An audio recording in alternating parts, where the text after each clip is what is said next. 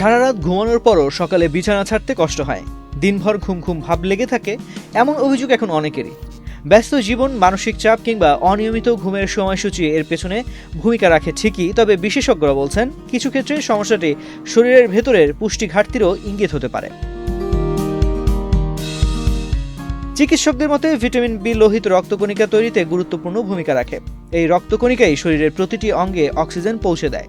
পর্যাপ্ত অক্সিজেন সরবরাহ না হলে কোষগুলো প্রয়োজনীয় শক্তি উৎপাদন করতে পারে না। ফলাফল অকারণ ক্লান্তি, অবসাদ এবং সারাদিন ঘুম ঘুম অনুভূতি। অনেকে এই বিষয়টিকে সাধারণ আলস্য ভেবে এড়িয়ে যান, কিন্তু এর পেছনে থাকতে পারে দীর্ঘমেয়াদী পুষ্টিহীনতা।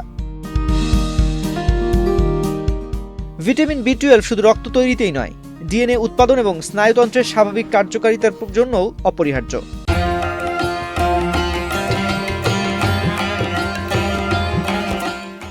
এই ভিটামিনের ঘাটতি হলে স্নায়ু সিগন্যাল আদান প্রদান ব্যাহত হতে পারে।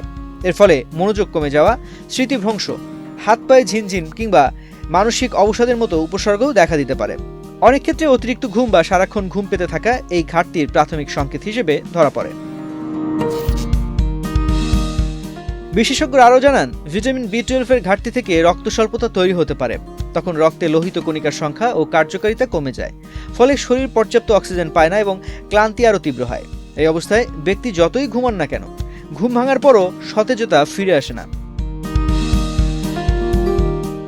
ঝুঁকিতে থাকেন কারা? নিরামিষভোজী ব্যক্তিরা, বয়স্ক মানুষ যাদের গ্যাস্ট্রিক বা অন্ত্রের শোষণজনিত সমস্যা আছে, দীর্ঘদিন অ্যাসিড কমানোর ওষুধ সেবনকারী বা ডায়াবেটিসের কিছু ওষুধ গ্রহণকারী ভিটামিন বি12 ঘাটতির উচ্চ ঝুঁকিতে থাকতে পারেন।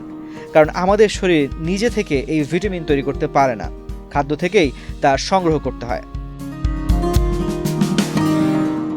ভিটামিন বি12 এর প্রধান খাদ্য উৎস প্রাণীজ খাদ্য মাছ, মাংস, ডিম, দুধ ও দুগ্ধজাত পণ্য। বিশেষ করে সামুদ্রিক মাছ ও স্যামন এই ভিটামিনে সমৃদ্ধ। যারা প্রাণীজ খাদ্য কম খান বা একেবারেই খান না, তাদের ক্ষেত্রে চিকিৎসকের পরামর্শে সাপ্লিমেন্ট প্রয়োজন হতে পারে। তবে নিজ উদ্যোগে শুধু সেবনের আগে রক্ত পরীক্ষা করে নিশ্চিত হওয়া জরুরি। তো আজ এ পর্যন্তই। স্বাস্থ্য বিষয়ক এমন নানা পরামর্শ পেতে বাংলাদেশ প্রতিদিনের সাথেই থাকুন।